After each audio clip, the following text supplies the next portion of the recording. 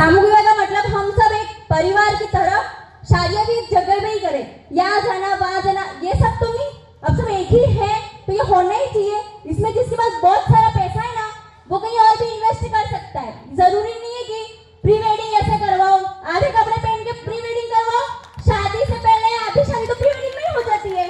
और ऐसे खुले फोटो तो पहले है ना रिसेप्शन में आगे लगाओ ऐसे फोटो प्री वेडिंग वाले जिसमें आधे अधूरे कपड़े पहने, ये बंद कर दिया नहीं, ये बहुत अच्छी चीज है, बंद होना भी चाहिए था।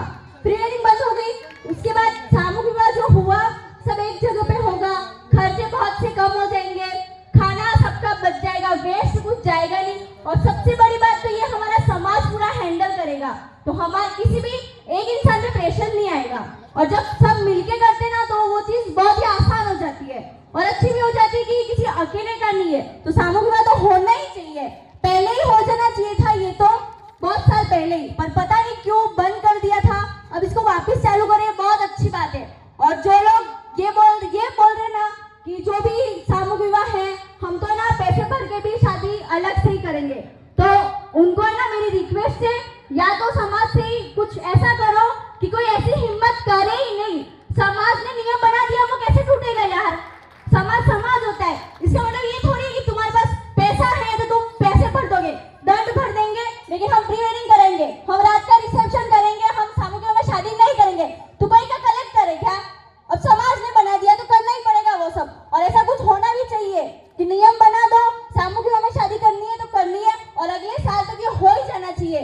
आज भी शादी है इधर उधर, ये सब होना ही नहीं चाहिए, एक जगह होगी शादी, एक प्रोग्राम होगा, और इतने अच्छे से परिवार में रहे हम। बाकी समाज सही बोला था ये जगदीश जी ने बोला शायद कि है ना बाकी समाज वाले हमारा उदाहरण लेते, नियम तो हमने ही लिखे थे, अब वो नियम हमारे ले रहे और वो अपना भी रहे, और हम तो भूल गए सब कुछ, क्योंकि हमारे पास तो पैसा है इतना, तो हम तो ऐसे ही करेंगे, सामूहिक विवाह भी नहीं करेंगे, प्री वेडिंग भी करवाएंगे और पैसे भी बहुत खर्च करेंगे जिसका कोई मतलब ही नहीं है।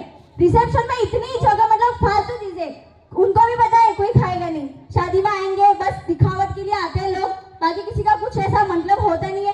कोई नहीं समझता है कि उस इंसान ने, एक पिता जो होता है ना अपनी सारी मेहनत लगा देता है, सारी जिंदगी यूं कि मेरी लड़की की शादी है, मेरे लड़के की शादी है, और लोग क्या करते हैं प्लेटों में खाना लेंगे फेंक देंगे उसको, उनको मतलब है ही नहीं कि कितना उसने मेहनत की है, कितना कुछ किया है। तो सामूहिक विवाह होगा तो सबसे बड़ी बात ये है कि जो ये फालतू के खर्चे हैं वो बंद हो जाएंगे, जो चीजें बिगड़ती हैं वो भी बंद हो जाएगी, और इसके बारे में मेरे को नहीं लगता है कुछ बोलने की जरूरत है, ये तो पहले से ही बहुत अच्छी बात है ना। बाकी लोग कर रहे तो हमको तो करना ही चाहिए, हमको तो सबसे आगे रहना चाहिए। और एक बात मेरे टॉपिक से अलग है, इसके लिए सॉरी क्या जरूरी है। ये जो होता है ना कि कोई और लड़की, जैसे कि जगदीश जी बोले थे लड़की बड़ी हो गई है, अब इसका मतलब ये नहीं कि अब अपने माता पिता ने सारी जिंदगी पढ़ाया सब कुछ किया, कोई लड़का मिले ना मैं तो इससे शादी करूंगी, ये कौन सी बात है? तो उसको है ना समाज से बाहर का बिल्कुल बाहर करो, और वो लड़की लड़का तो मतलब मर जाए तो मर जाए। अरे ऐसी किस लड़के में औकात है कि अपने माँ बाप को भूल जाओ? मेरे को नहीं लगता कि ये चीजें इतनी जरूरी है।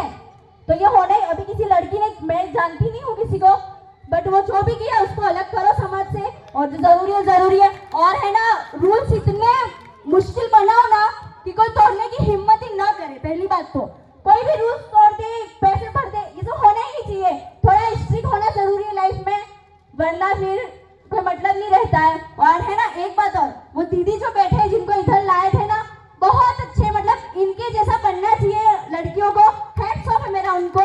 बाकी सब नीचे बैठे हैं ना वो देखो, और वो दीदी ऊपर बैठे हैं। तो आज तो समय कम है, बाकी मैं बोलूँ तो सबके कान खुल ही सकते हैं, किसी को बुरा लगा हो तो जय राम जी की माफी मैं मांगती हूँ।